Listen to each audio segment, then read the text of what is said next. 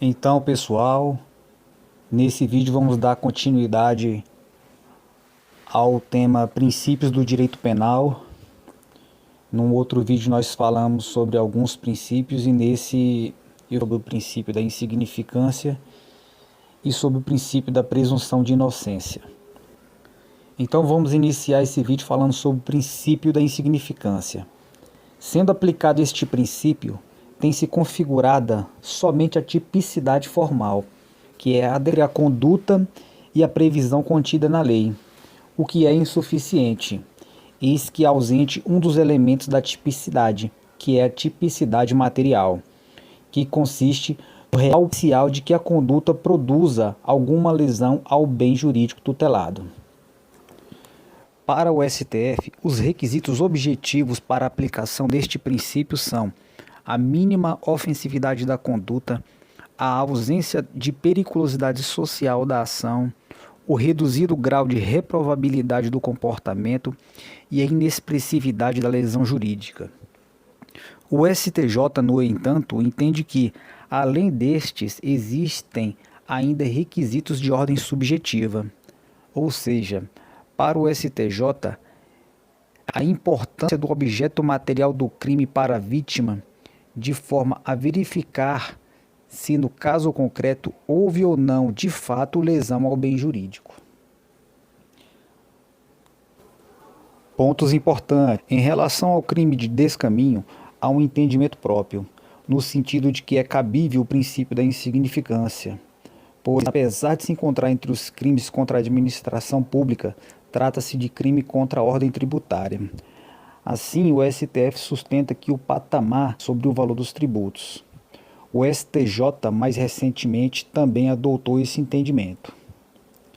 Outro ponto importante é que não incide esse princípio ao crime de contrabando, em regra.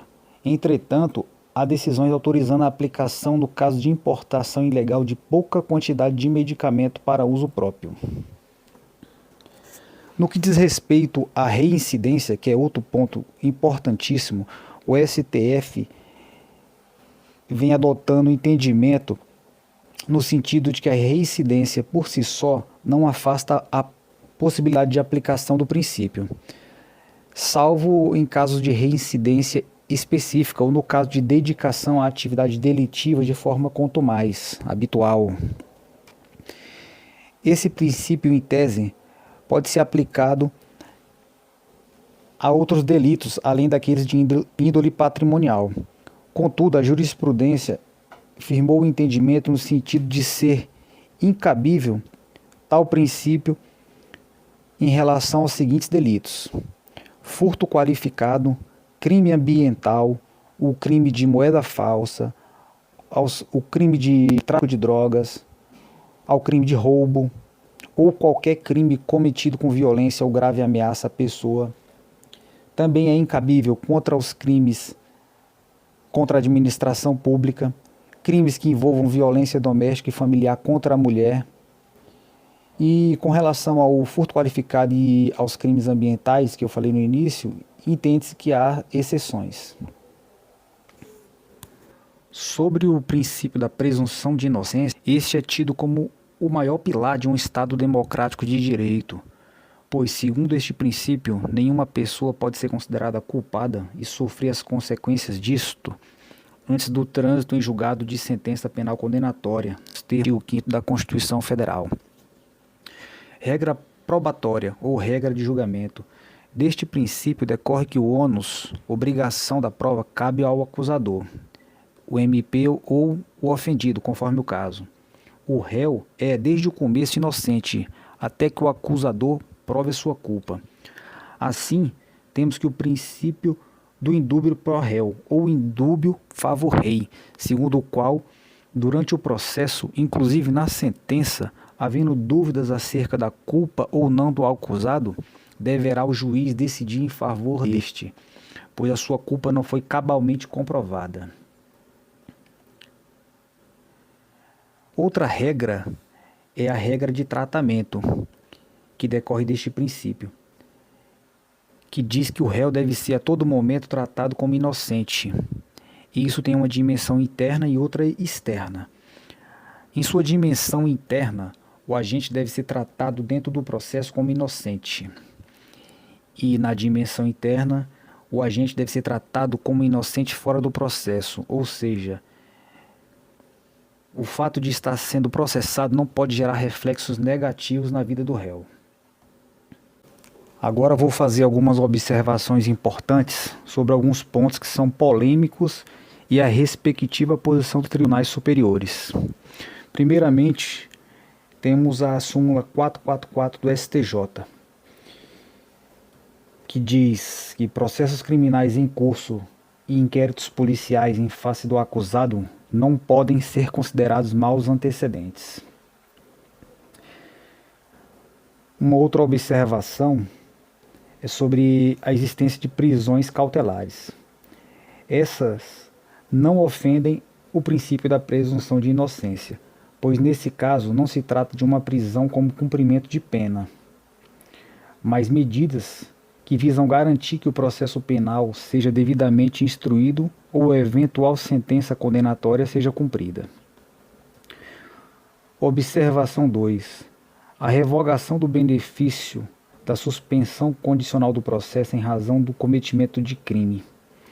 Nesse caso, o STF e o STJ entendem que, da descoberta de nova prática de crime pelo acusado, beneficiado com a suspensão do processo, esse benefício deve ser revogado, por ter sido descumprida uma das condições, não havendo necessidade de trânsito em julgado de sentença condenatória do novo crime. A terceira observação é sobre a regressão de regime de cumprimento de pena. Os tribunais superiores entendem que não há necessidade de condenação penal transitada em julgado para que o preso sofra a nova regressão de regime de cumprimento de pena, do mais brando para o mais severo. Nesses casos, basta que o preso tenha cometido novo crime doloso ou falta grave durante o cumprimento da pena pelo crime antigo, para que haja regressão. Por fim, vou trazer uma questão bem atual sobre esse princípio, segundo a qual o STF chegou a relativizar o princípio da presunção de inocência, entendendo que a presunção iria somente até o esgotamento das instâncias ordinárias, ou seja, até o segundo grau de jurisdição. A partir daí seria possível a execução provisória de pena, não sendo mais possível falar em presunção de inocência, por já haver condenação em segunda instância, ainda que pendente julgamento de recurso especial para o STJ ou extraordinário para o STF. Porém, esse entendimento, que se iniciou quando do julgamento do habeas corpus 126.292, foi posteriormente abandonado pelo STF, quando do julgamento definitivo das ADCs 43, 44 e 54, tendo o STF retomado o seu entendimento clássico. A presunção de inocência deve ser compreendida nos exatos termos da Constituição Federal, ou seja, até o trânsito em julgado de sentença penal condenatória, de forma que é vedada a execução própria de pena.